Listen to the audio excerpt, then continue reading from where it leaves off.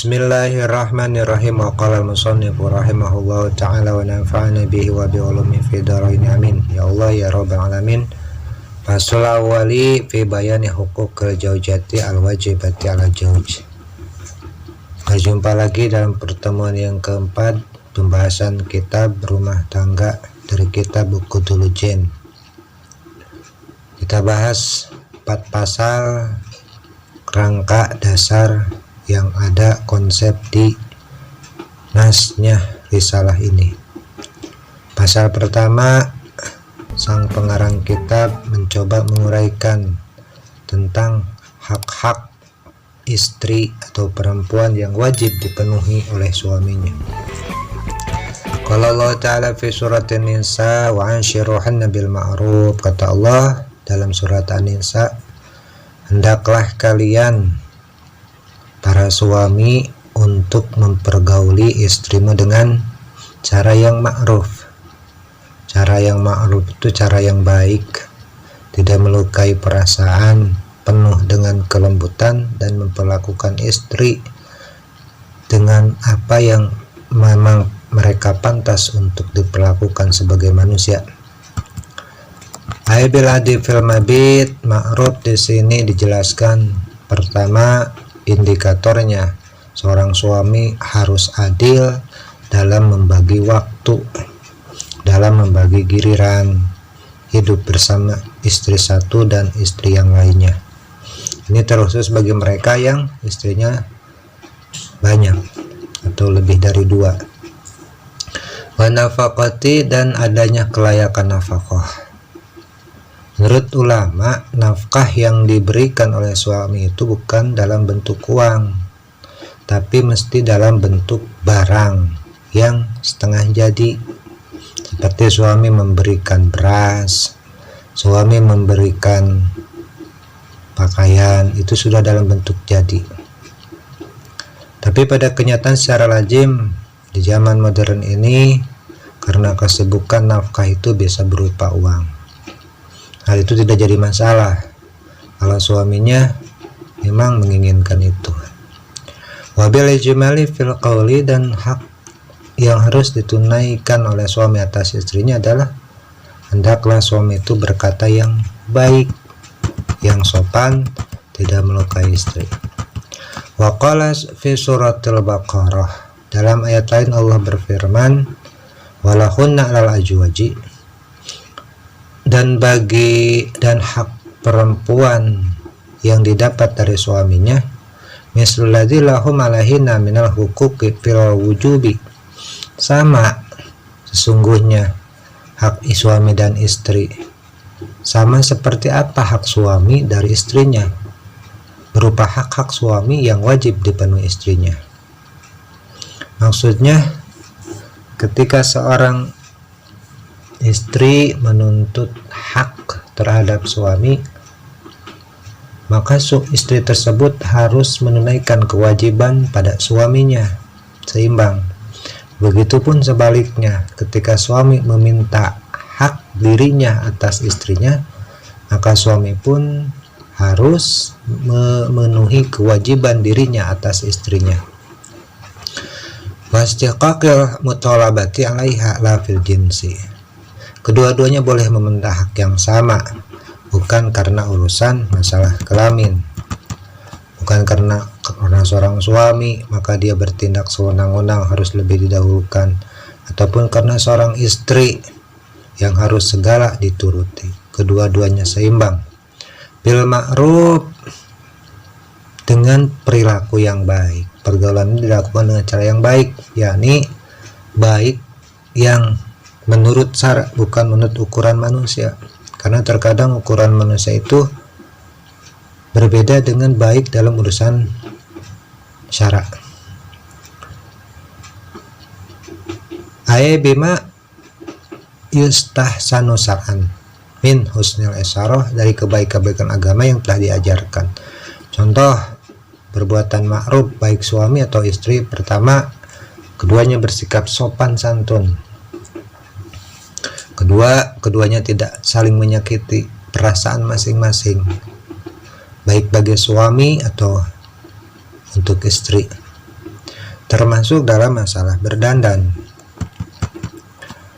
Islam menganjurkan bahwa suami istri berdandan, suami berdandan tujukan untuk istrinya supaya istrinya senang, dan begitupun sebaliknya, istri berdandan untuk suaminya supaya suaminya senang. Wa tarkir daruri minhum wa minhunna, baik suami atau istri harus meninggalkan sesuatu yang merusak hubungan keduanya. Sebagai contoh, jika salah satu di antara keduanya mempunyai aib atau berbuat salah, maka baik suami atau istri harus berbesar hati menerima segala kekurangan itu. Kata Ibnu Abbas tentang mengomentari masalah ma'ruf, ini wahibu an atajayyina li imraati kama tuhibu an tatajayyana li. Kata beliau, sesungguhnya aku tuh suka berhias. Ibnu Abbas suka berhias untuk istriku, tapi tujuannya untuk istrinya.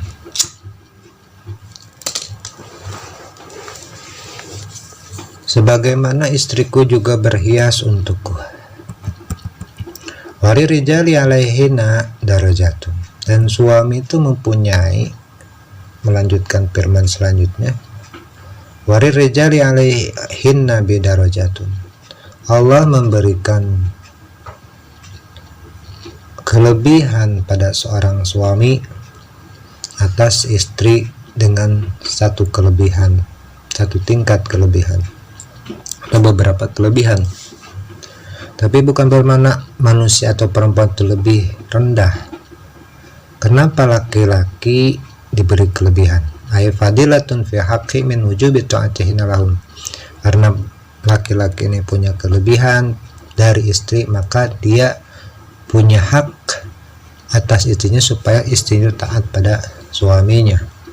Alasannya, pertama, lima daf'ahu ilaihinna minal mahri. Laki-laki itu punya kewajiban membayar mahar atas istrinya ketika dinikahi. Kedua, wali infaqihim fi masalihina, dan laki-laki punya kewajiban menafkahi atas istrinya supaya istrinya maslahat, baik atau tidak terkena aib. Ruya an Nabi sallallahu alaihi wasallam qala fi hajjatil wada, telah diriwayatkan bahwa Nabi Muhammad sallallahu alaihi wasallam pernah berkata ketika beliau sedang melaksanakan haji wada, akhiri hajihi. Haji wada itu akhir hajinya Nabi Muhammad sallallahu alaihi wasallam. Wa huwa haji wada hajjatul jum'ah, hajinya dilaksanakan pada hari Jumat pada waktu itu. Badan hamidallah, setelah Nabi memuji Allah, wasna alaih, dan Nabi berharap dengan memuji Allah supaya tergabul segala kebaikan. Wa wa'adha al-hadirin, Nabi memberikan wasiat kepada hadirin, sahabat yang hadir pada waktu itu. Kata beliau, ala ayatanabbahu ya qauman lima yaqilaikum. Ingatlah, maksudnya kalau harus ingat, wahai kaumku, terhadap apa yang akan aku sampaikan kepada kalian. Apa kata Nabi? Wastausu bin nisai khairan. Pertama, Nabi berwasiat kepada laki-laki, para suami yang hadir pada waktu itu, untuk menasehati, berwasiat, mengajak pada suaminya terhadap istrinya untuk berbuat baik. Wal ba'u li ta'diyati ay iqbalu wasiyati fihinna. Kedua, warfa'u bihinna wa ahsinu isratahunna. Yang kedua, kewajiban suami pada istrinya adalah lemah lembut, baik berkata, bertindak, atau bertingkah. Yang ketiga, wa ahsinu, hendaklah kalian berbuat baik, isratahunna, ketika kalian bergaul dengan istri, ketika kalian berdampingan dengan istri, harus berbuat baik. Fa'inal wasiyata bihinna aqadul faini, karena tugas orang suami memberikan wasiat pada istrinya itu sangat ditekankan. Perempuan itu wajib dibimbing, karena pada dasarnya mereka tidak bisa sendiri, mereka butuh bimbingan kita. Lidha'fihinna, karena perempuan itu punya kekurangan dibanding laki-laki.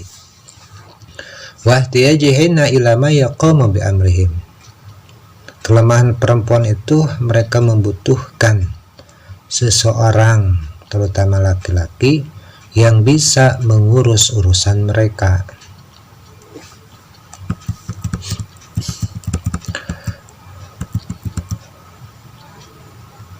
Itulah sebabnya perempuan harus terus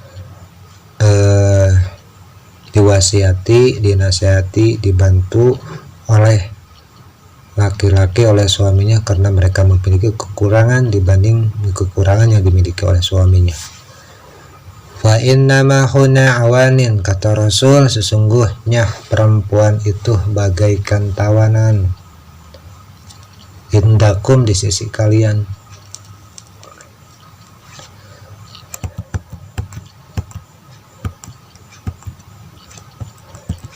Wa innama kilal mar'atu aniyah, dan tentunya dikatakan bahwa perempuan itu adalah tawanan, li'annaha mahbusatun kal asiri indal jauji, karena pada dasarnya istri itu adalah ditahan seperti tahanan pada sisi suaminya. Wa filabtin fa innahunna awarin, dan maka sesungguhnya pada lapat fa innahunna awarin, maka sesungguhnya para istri itu bagaikan ditelanjang. Birai jami'ariyah, fa inna rijala akhazuhunna bi'amatillah, karena sesungguhnya para suami itu dia telah mengambil perempuan yang Allah amanatin untuk dijaga, untuk suatu hari dikembalikan dalam keadaan yang ketika Allah ngasih dalam keadaan baik. Laisa ala sa'nun tamlikuna minhunna say'an ghairu dzalika al khabari, bukan suatu tindakan yang berarti kalian memiliki istri adalah suatu kepemilikan. Jadi jangan menganggap istri yang kita nikah itu adalah milik mutlak, sehingga kalian memanfaatkan istri atau menggunakan istri tersebut sesuai dengan hawa nafsumu, sehingga mereka bagaikan budak. Al khabari, perempuan itu, al khairi, perempuan itu tak boleh dia dimiliki kecuali untuk kebaikan. Ila ayati nabi fahsyatin, kecuali kalau mereka berbuat fahisah, kejelekan, ainusujin, atau kenakalan, aib mubayyanatin, yang dilakukan oleh mereka secara terang-terangan, aizahirah, tegasnya tidak tersembunyi lagi berbuat maksiatnya istri di depan suaminya, bi andoharot amarotahu, sehingga suaminya marah atas tindakan yang dilakukan oleh istrinya tersebut. Jika terjadi seorang perempuan berbuat nusus, berbuat keji, yang dengan keji itu dilakukannya dengan secara terang-terangan, artinya jelas suaminya tahu, sehingga suaminya marah, fa'in fa'alna bi'an azharana nusuza, maka jika perbuatan mereka itu sudah melampaui batas dari kenakalannya, fahyuruhuna fil madaji, di Quran disebutkan dalam keterangan disebutkan, maka jauhilah mereka fil madaji, dari tempat tidurnya. Nasihati dulu, kalau dinasihati masih juga tetap dia nakal, selingkuh seumpamanya, atau tidak mau pakai kerudung, tidak mau sholat, maka langkah kedua seorang suami adalah fahjuruhunna bil madahi, jauhi dia dari tempat tidurnya. Maksudnya kalian seorang suami tidak tidur bareng dalam satu kasur dengan istrinya, tapi tetap mesti dalam lingkup kamar.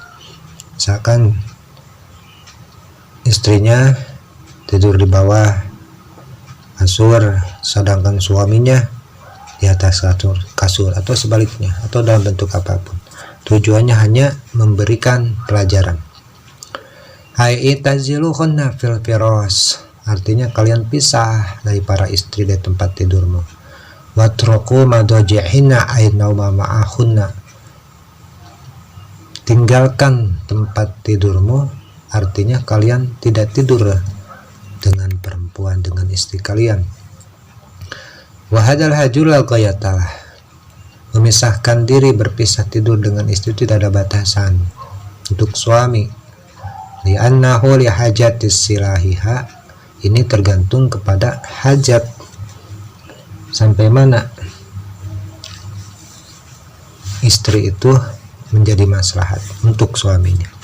Pamata lam tasluh fahjur bakin wa in balagha sinina, jika perempuan itu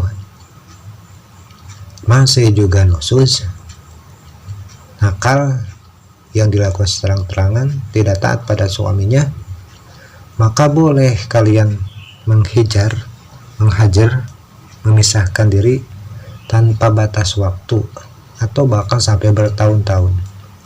Wa mata saluhat fala hajru, dan apabila istri kalian sudah baik, sudah insaf, kembali ke dalam pangkuan nasihatmu, maka kalian harus segera menghentikan hajarnya,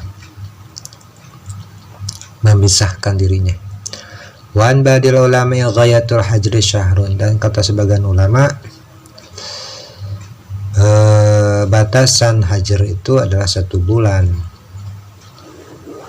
Ketika sudah 1 bulan dipisah masih tak berubah, wadribuhunna daraban ghairu mubarrijin, maka pukullah istrimu sebagai bentuk pendidikan dengan pukulan atau cambukan atau bentuk apapun yang dengan pukulan itu tidak membahayakan istri, terutama untuk tidak dipukul di bagian kepala.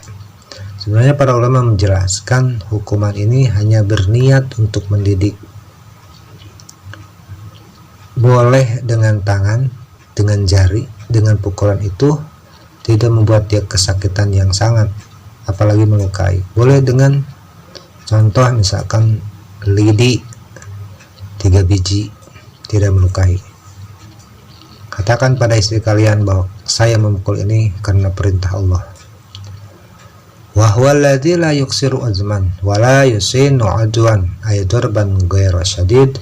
Pukulan itu tidak sampai memecahkan tulang, retak tulang, dan tidak boleh membuat cacatnya anggota tubuh.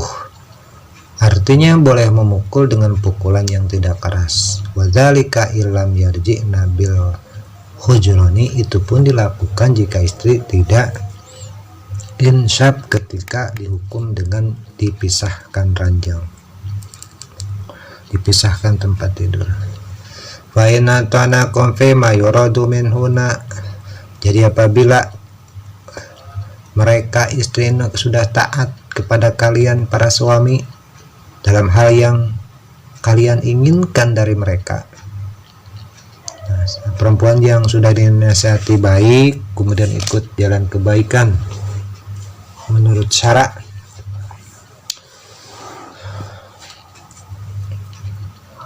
fala tabghu ay la tatlubu, kamu jangan mencari-cari